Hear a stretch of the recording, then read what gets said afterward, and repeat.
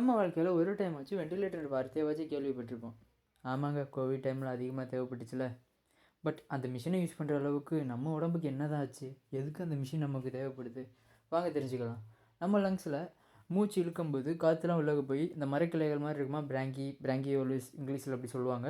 அதை தாண்டி ஏர் சாக்ஸ் அப்படின்னு ஒன்று இருக்குது, சின்ன சின்ன ஓட்டையெல்லாம் இருக்கும். அதுக்குள்ளே தான் நம்ம மூச்சு இழுக்கிற காற்று வந்து உள்ளே போய் பிளட்டில் கலந்து ஆக்சிஜன் ஃபில் ஆகி பிளட் வந்து பாடி பார்ட்ஸுக்கு போகுது. அங்கேருந்து டீஆக்சினேட் பிளட், கார்பன் டை ஆக்சைடெல்லாம் வெளியே வந்து அந்த ஓட்டை வெளியே வந்து மூச்சை விடும்போது வெளியே போகுது.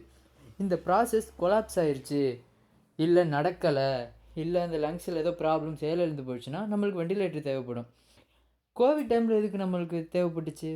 எஸ், கோவிட் டைமில் நம்ம அந்த வைரஸை மூச்சு வழியாக இழுக்கும்போது அந்த சின்ன சின்ன ஓட்டையை போய் அடைச்சிருச்சு. ஐ மீன் அந்த ஏர் சாக்ஸோட நம்மளோட வைரஸ், கோவிட் வைரஸ் பெருசாக இருக்குது. அப்போ அடைச்சோன்னா அந்த ஓட்டையில் காற்று போகலை. அப்போ வெண்டிலேட்டர் நம்ம எதுக்கு யூஸ் பண்ணுறோன்னா, இருக்கிற ஓட்டையில் காற்று நிறையா ஃபில் பண்ணி அந்த ஹியூமன் பீயிங்கை வந்து சஸ்டெயின் பண்ண வைக்கிறோம். சஸ்டெயின் பண்ண வச்சுட்டா டாக்டர்ஸ் அவங்கள ரெக்கவர் பண்ணுறதுக்காண்டி, அவங்கள ரிப்பேர் பண்ணுறதுக்காண்டி அந்த டைமை சஃபிஷியண்ட்டாக யூஸ் பண்ணிக்குவாங்க. இதே மாதிரி தாங்க ஸ்மோக்கிங் பேஷண்ட்க்கு வந்து அந்த இடம் தான் செயலிழந்து போயிருக்கும், ஏர் சாக்ஸ் செயலிழந்து போயிருக்கும், அதனால யூஸ் பண்ணுவாங்க.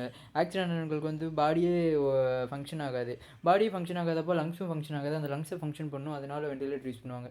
இது மாதிரி நிறையா டிஃப்ரெண்ட்டான பர்பஸ்க்காண்டி, டிஃப்ரெண்ட்டான பேஷண்ட்டுக்கு, டிஃப்ரெண்ட்டான லங்ஸ் க்ரானிக் டிசீஸ்க்கு நிறையா இடத்துல யூஸ் பண்ணுவாங்க. சரி, ஓகே, நம்ம பாடியில் என்ன நடக்குதுன்னு தெரிஞ்சுக்கிட்டாச்சு. அடுத்து வெண்டிலேட்டரை பற்றி தெரிஞ்சுக்கணும்ல, அடுத்த வீடியோவில் பார்ப்போம். நாளை சந்திப்போம். Bye bye.